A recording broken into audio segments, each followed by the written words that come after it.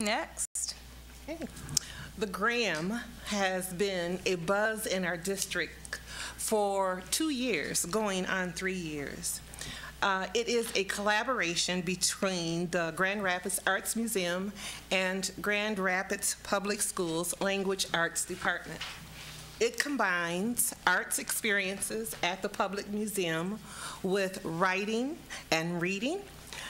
On May 16th, there was a huge celebration, and the teachers, the coaches, and students of our district all were invited to view pieces of writing and art at the Graham. Here today to share the details of this project is Mr.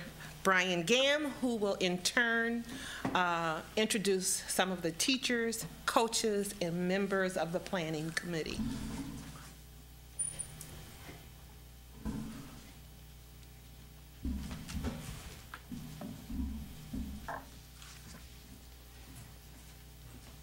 Deputy Superintendent Evans, President Lanier, and board members, thank you. The purpose of our being here tonight is to celebrate the partnership between Grand Rapids Public Schools and the Grand Rapids Art Museum.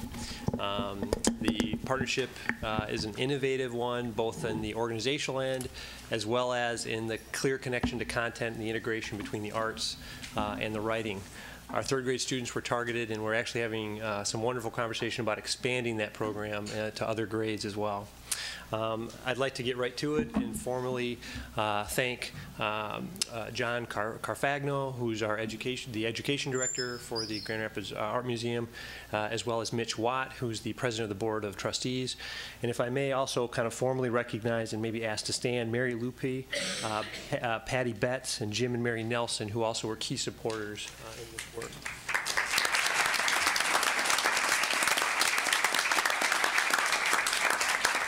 And just before I turn it over to Mr. Watt, I also just like to recognize the work that Lynn Woods did as our curriculum coordinator, as well as former executive director of the elementary division, Dr. Maida Gunnell, for all the work that took place under under her tenure. So with that, I'll turn it over to Mitch. Thanks, Brian. On behalf of the Grand Rapids Art Museum, we're so happy that you've carved out a little bit of time on your agenda tonight to hear a little bit more about our partnership that we value so much with Grand Rapids Public Schools. Tonight also, in addition to our board members, Dana Fries-Hansen, our director, is here, as well as a number of our staff members, so they're happy to be here to celebrate with us tonight.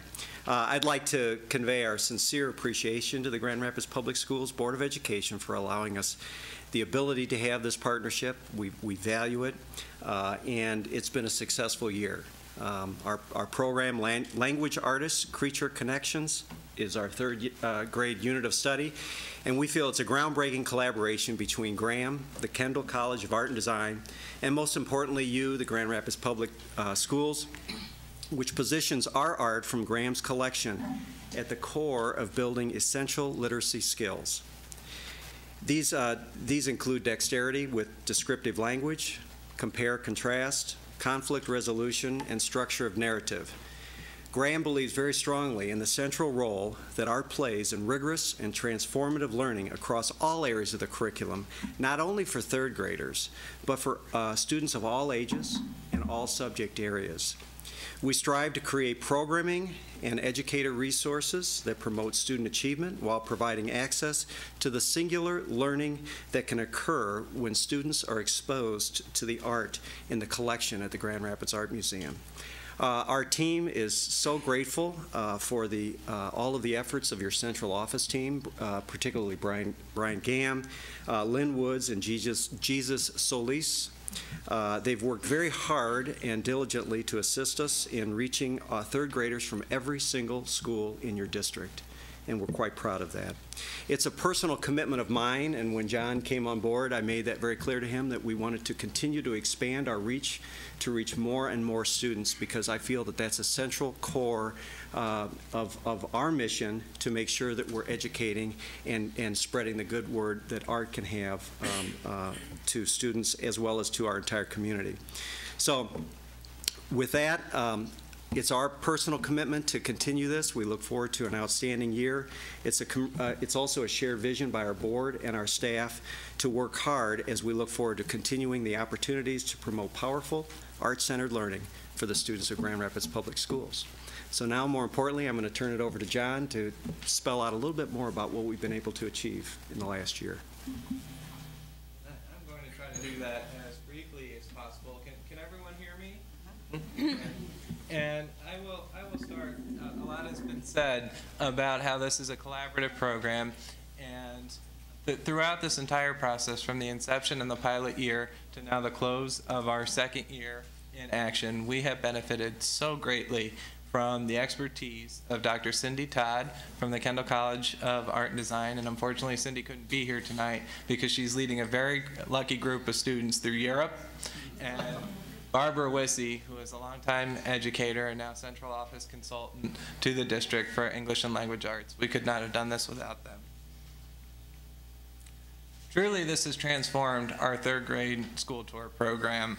And this process began as early as mid-September of this year, when the literacy coaches, principals, and classroom educators and art educators came to Graham for professional development. That night, they received curriculum resources such as the Seek and Find activity, which encourages the students to read this text here and then search for visual clues to identify the object that is featured. Nothing made us happier than when they came into the Graham galleries and we heard them shout out, "That's Alexander Calder's blunt-tailed dog." They knew the works of art and they were ready to connect. I'm going to talk a little bit now too about the Graham visit and give a nod to our docents, who we could not have done this without. The docents learned new instructional strategies designed to enhance the teaching and learning of compare and contrast, beginning, middle, and end, conflict resolution, and descriptive language. And we see the students up there reaching into a texture box where they're identifying what they're feeling, describing it to their partner, so collaborative learning, and building bridges back to a print by John James Audubon that we can't see. So now I'm going to hand the floor over to Barb Wissey. I mentioned that Barb is not only a dear friend to Graham, but one of the most passionate and talented educators I know, and she is going to walk us through what the students did in the classroom, and then we're going to hear from them, the stars of tonight. Here's the remote for, let me give that to Chris.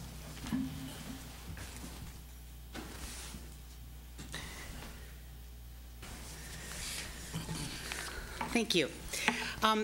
I'm going to talk about the art lesson and the language arts lessons, but I'd be remiss if I didn't start by just saying real quickly, and I'll be brief, that brain research, and Cindy Todd, who is not here, is the spokesperson for this part of it, so in her absence, I felt I needed to say this. Brain research has shown the strong partnership between visual and language arts and the powerful way that it impacts teaching and learning. Much the same way that music and math go together, visual arts and language arts are a perfect fit. Language Artists has been based on this premise, and as I briefly describe the visual arts and the language arts lessons, keep in mind this dynamic pairing and the appeal that it has for children. Also, be assured that the lessons were based on Common Core state standards that, according to data, have proven to be challenging for our students.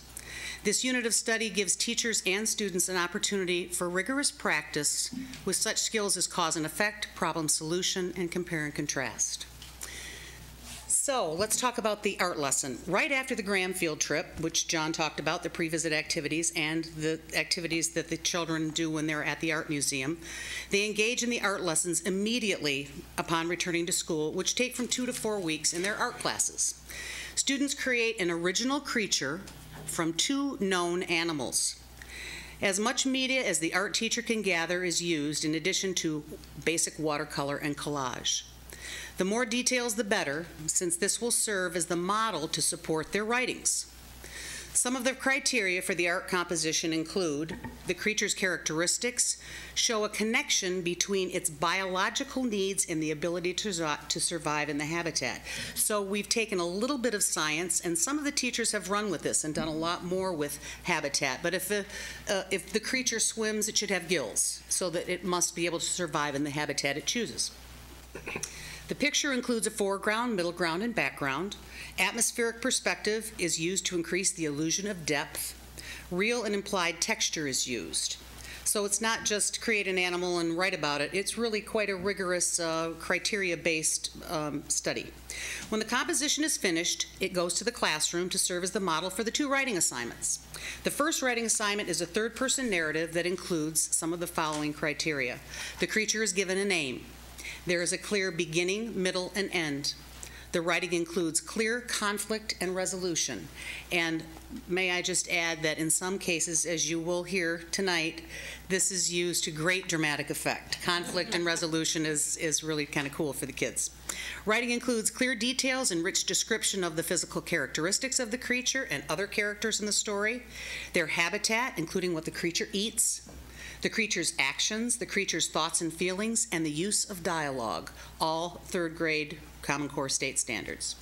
The second writing assignment is the compare and contrast piece, where they compare their work to one from the Graham field trip. The criteria for this includes, they must include at least 3 similarities and 3 differences, comparing their work to the one from Graham. Rich description referencing the senses. The writing demonstrates knowledge of artistic styles and artistic vocabulary. Each school was encouraged to have an end of the unit school celebration, so every student would have the opportunity to read their writings and display their works of art for invited guests. So every school celebrated their children at their school. Then each school was asked to choose 2 finalists meeting all the criteria to attend the celebration at Graham. On May 16, those students and their families, teachers, principals, and coaches attended the big celebration at Graham where all the finalists' works were on display, as you can see, and a photograph at the bottom of all of the finalists. From those 50-some students, 2 were selected to present their works and writings to the entire gathered audience. And those 2 finalists happened to be here tonight to read their writings and show you their art compositions. It's all good and well to hear from the adults how great a project is, but the proof is in the pudding. So here are the stars of the evening. They're going to start by reading their stories first, and then they will read their compare-contrast, and you will see their works of art in front of you, and then when they read their compare-contrast, you'll see their work next to the Passenger Pigeons by Lumen Cross, so you'll be able to see the 2 side by side. Our first finalist who is going to read her story and compare-contrast is from Dickinson Elementary. Her name is Isis Elner.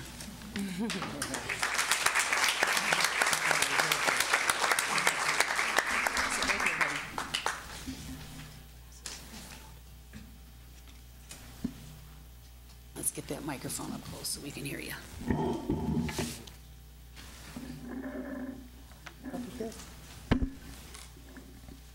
Hello, hi, my name is Isis Elner, and I'm going to read my narrative. Hello, my name is Haley, and I'm a catbird. I have a head like a cat and a body like a bird. My head is reddish and my body is greenish with a little light green. My ears are fluffy and my body is feathery. It doesn't look like it, but I can fly with my wings. I live in the trees of California. I eat cat food with ferns on top. I play with my friends all day long. I sleep in the day and am awake at night. I travel all over California because I like an adventure. You can see me going from tree to tree,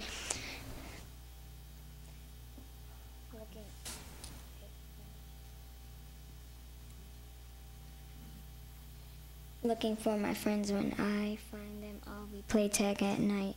When my friends and I are too loud, people and other animals get mad at us and say, stop playing around. Haley is mad today because one of her friends, Kaylee, stole her birdhouse and flew away with it. I told my friend Bailey if I catch her, I will beat her down and that will be paybacks. I found my birdhouse and a tree and took off with it. Kaylee was inside cooking. Kaylee was cooking inside the birdhouse and it was moving all around. Kaylee looked out the door and saw me flying with the house. She said, "Would you stop moving my house? This is my place, not yours." I said, "You stole this from me and I'm getting it back." I kept shaking the birdhouse so Kaylee would leave. She finally flew away, and when she passed me, she smacked me upside my head. I yelled, "Mommy, someone hit me." My I got my house back after all of that. My stomach was growling. I said, I'm hungry. I need to find some food. So I went to find some food. I was going to find worms and cat food. That's my favorite. After my meal, I laid down and watched TV because it was a rough day.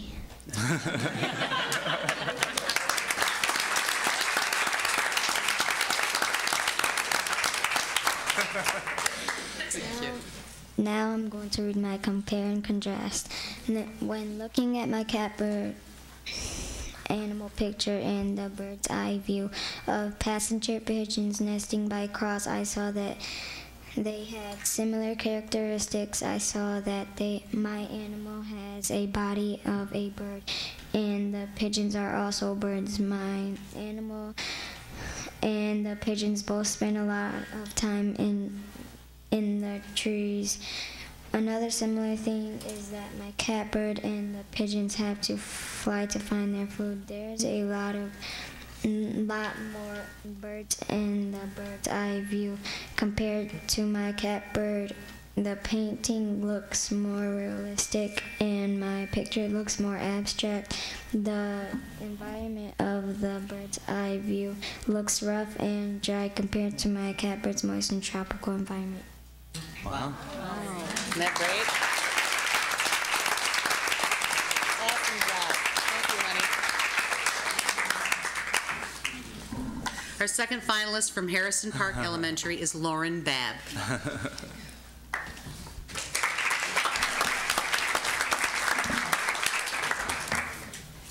you want to hold the microphone? That might be easier. Does it come on? Yes. Hi, my name is Lauren Babb from Harrison Park School. Oh, right up to your mouth, honey. Oh no, said Shelley with a frown. Where are all of the fish? Shelley was a small turtle mixed with a bird. One of her friends came by. Don't worry, I'm sure they're just hiding because of the storm, said Elliot, a small purple fish. They lived in the depths of the Atlantic Ocean. We have to go back to our burrows, said Elliot. Why? Questioned Shelley. Because the waves are getting rough out here, replied Elliot, and our moms are cooking jellyfish soup. Yum, thought Shelley. They were halfway to their burrows when they saw something just floating there. What kind of animal is that? It has got lots of fish in it, so it can't be that dangerous. It's not an animal, said Elliot. It's a net. No, it's not, laughed Shelley. But what if it is? Elliot exclaimed. It's not, said Shelley. It's not, trust me, said Shelley. Wait, please don't go, said Elliot, but she was already gone. Then Elliot remembered he had a book called Fish Catchers, and he read aloud, My resource, it can help us figure this out. He turned to page 16 and he read that this is a picture of a net. Fishermen use this to catch underwater animals. Oh no, I must warn Shelley before it's too late. He zoomed through the water as fast as a cheetah, running through the jungle trying to catch its prey. Shelley, stop, it's very, very dangerous. Shelley stopped and heard him say, Look, I know how to set all the fish free from the net. I will use the laser beams in my eyes. So she focused the beams on the net. All the fish scattered happily under rocks and into caves. Okay, let's go home now. So they went home and ate supper. Just because you are small doesn't mean you can't do big things.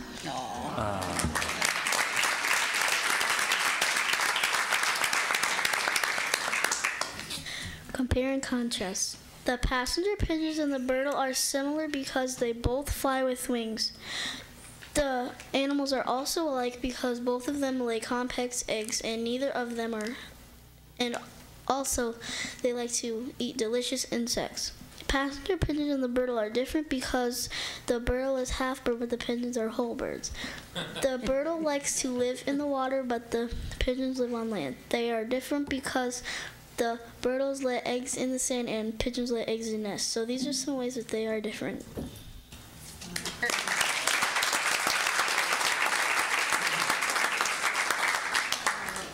Thank you very much, Lauren. I know we're going a little long, so I just wanted to let everyone know that our gratitude to Lauren and Isis is going to be expressed in a gift bag that is coming from our education team that has the 2 mentor texts that they used in the class prior to their Grand Field trip. And then Katie and Christopher, 2 of the key members of our education team, are about to distribute a copy of the calendar, that was distributed to all of the people who participated at the May 16th wrap-up celebration. The calendar features student examples from this year's unit of study, so we hope that you'll hang that in your office and think about language artists. And we've also included some tickets for you to come back to see the exhibition of the student work that's going to be on view at Graham until our prize. So you have plenty of time to come in and check it out. Awesome. All the stories are there, and they're a ton of fun to read. Thank you very much. Thank you. Questions? Heard any questions or comments, Dr. Fall? Well, I was lucky enough to be there on the 16th, and what these slides didn't show very well, and even the calendar, was how dynamic the artwork was on the page. It really was. I'm not just saying that. It really, really was. I lingered and lingered. I was just going to make a quick stop in and out, and I stayed for an hour. It was so engaging, and the energy of the children and their parents, but also the number of educators that were there that night. It was really impressive. It was really exciting to see the energy coming together. And I also had a third grader. He wasn't one of the winners, but he loved the exercise. It was really fantastic. So nice job, Isis and Lauren. Yeah. Thank you so much for joining us that night, and thank you to all the educators in the GRPS community for this opportunity. Any other questions or comments? Reverend Hoskins? Just wondering, are any of their parents or guardians or grandparents, anyone with them tonight? We want to acknowledge them if they are. Acknowledge Please the stand. parents of the students. If you can please stand so that you can be Parents and congratulated. Family members. Parents and guardians.